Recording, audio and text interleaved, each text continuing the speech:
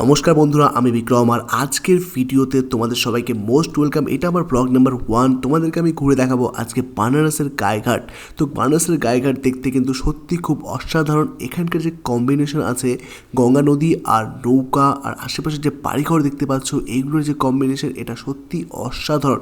আমার এই জায়গাটা ঘুরে খুবই ভালো লেগেছে। তোমরাও এখানে একবার এসে দেখতে পারো। এই জায়গাটাতে আসলে তোমাদের খুবই ভালো লাগবে। আমারও এখানে এসে খুব ভালো লেগেছে। এটা ছিল আমার একটা মিনি ব্লগ।